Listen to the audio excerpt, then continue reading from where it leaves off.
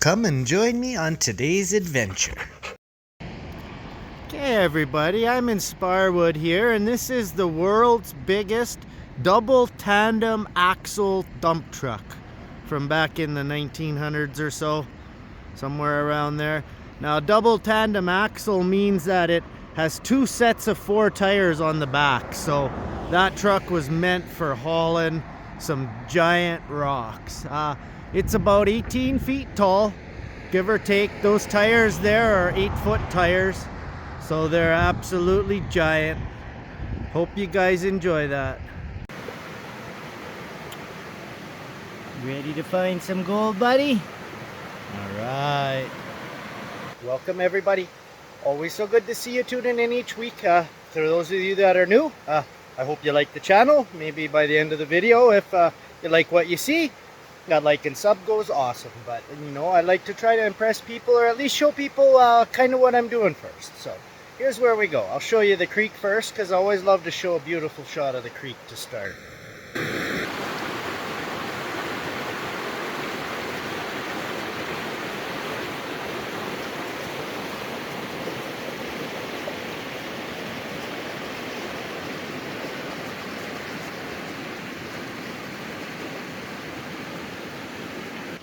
So as you guys can see from the last videos, I've started filling in the bottom of the hole because there's no gold down that low. It's all up here in this area here. I did find a pretty cool little old spike. Big spike from something. Yeah, if you go up creek a whole bunch, there's that rail line down here. So these guys set up a manual little rail with probably a little coal cart or something on it, and yeah, they were moving dirt around down here. So I haven't been able to find it yet, but I know it's down here somewhere. But here's what the hole looks like. So there's the deep part of the mine shaft. The water level's low down there, and then the water level continues over to there, but we're not digging down there. All of this rock here is all cemented together, so they did that to kind of structure the top of the hole. I mentioned that in another video, and I'm moving this way, okay, but I'm staying up out of this water table, and I'm taking all of this kind of material here because this is where all of the gold is. I know it sounds really weird, guys, but because the old timers spilled so much gold all over the place, right? It hasn't had time to settle. Like, gold takes hundreds of thousands of years to settle down into something, you know, solid, right? But it's only had 100 years. So in the long scheme of things, that's not very long. So a lot of the gold is stuck right up at the surface. Plus there's all these big boulders here. So as soon as they hit a boulder, I mean, you can't go through a boulder, right? So you sit on top of it or around it. So that's why I'm so careful when I clean around boulders, is because that's where the gold sits, everybody. Okay, so here's how I'm working my hole. I have my pan sitting underneath where I'm working, and I'm just going in, and I'm using this round edge one to scrape all the rocks in the area, and what that does is it kind of shows me where the next rocks are. I'm making sure I don't lose anything to the water that's below. So I made a nice pan. Now I'll show you classifying it. I'm going to try my best to show you guys this, but you just fill up your classifier till it's full over top of the bucket. Always wear your gloves, everybody. If you don't, your hands will be pretty wore out by the end of the day. So if I don't want to use a bucket to put more water in, you'll see I can just come down here to the mine shaft. I got all the limitless water that I could want to have to use, because the mine shaft keeps filling back up again. So there must be so much water underneath the ground in those tunnels that as I empty this, more water comes to the surface. So there we go. Give it some good shakes, rock your bucket back and forth. Okay, and once you know you got everything clean, you can take your classifier and you can put it down like this and spin it around. And what it'll do is it'll get all the gold from the top of here. Now, I've never showed that before, but you can spin your classifier sideways in your pan. I don't have these quite cleaned enough to do that, But I'm gonna clean up my dirt in here and I'll show you what my concentrate looks like right now. Now that is the laziest Belgian Mel ever. Yeah, he's been sleeping for a while. I've been digging dirt for 3 hours now. So for 3 hours I've been digging, and I've got a big half bucket, but it looks beautiful. I hope there's some good gold in here. Most of the other samples have had at least some gold in it. Some of them have had, you know, little nuggets, right? So this area is a little hard to tell where they dropped it and where they didn't, right? So I'm gonna end up having to dig this whole area up and just fill in behind me as I go. But here's how I'm looking down here.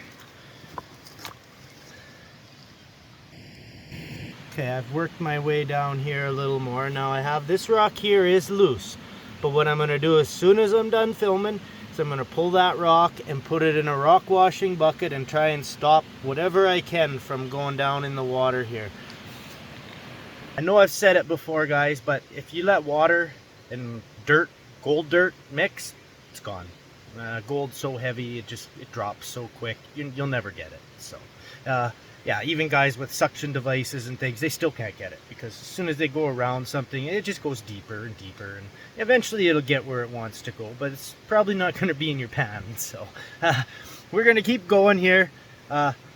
It's just a pleasure, everybody. I love showing the beauty of this area. Okay, here's one very heavy half pail of concentrate, maybe a little heavier. I'm still working away in here. But I started a second bucket. I'm going to try and get about a quarter bucket together for this video extra. And hopefully it gives us a little bit more gold. You know, all you can ever do is just hope for some gold, everybody. I mean, not everybody has a good claim or an area that has a lot of gold in it. So if you're in an area that has small gold, it is what it is. You know, that's what you're going to find in that area. So that's why I always say research is crucial. Find claims, find people that own them, go out to areas that possibly have them, meet people, be very careful. Don't dig on someone else's ground, because there's a lot of things that can go wrong there. So it's a good tip for everybody. Have permission. You can dig anywhere you want, but you need permission, or you could get your ass kicked, or you could get arrested. So take that as the tip of the day, okay, everybody? Okay, everybody, I just want to thank you again for joining me and Bear. We always appreciate it. I hope I earned that like and sub, maybe. If not, maybe we got some gold in here. That might do the trick. So, as long as we're having fun, and same for you guys, just have fun in the forest. Don't be let down. A lot of people get let down when they first try prospecting because they don't find any gold. Well, I did that for 2.5 years. I wasted my time, and through my channel I've tried to show people the best way, if it's possible, for them to find gold and get it out of the ground safely. So here's where I'm sitting. I've got that left, and I have this pan is ready to go. I'm just using the mine shaft to pan everything again like the last few videos. Pretty neat though, everybody, to be working in this kind of an area. So much history. Oh, somebody woke up from his nap. Bear! Bear! Hi! Okay, everybody, I got all my concentrate cleaned up, and here's how I'm sitting right now. I have this here. It's a beautiful, beautiful pan. This is just a little 10-inch pan that I use for my finish videos. It's very easy to use and hold a phone at the same time. Lets me kind of give you guys a little better close-up of what I'm doing.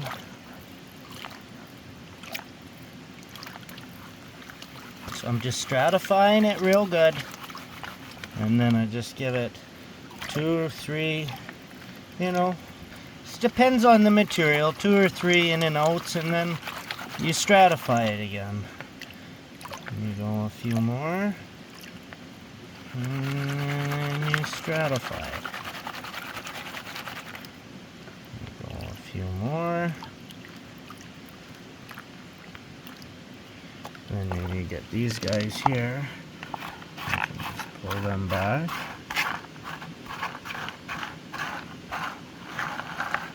And we can just get rid of them. All these big ones we don't need in there.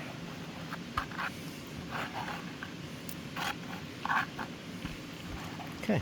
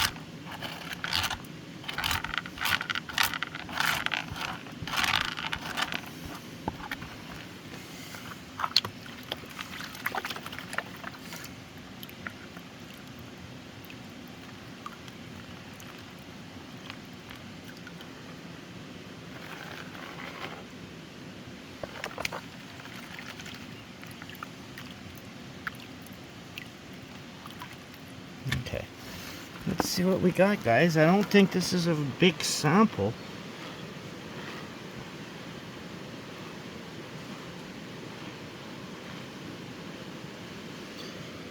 So yeah, all we got is 4 big flakes and a little bit of flour gold. So all that material came from right here. So I think for the next video, we're gonna take all material from over here and there, and hopefully that gives us a better sample.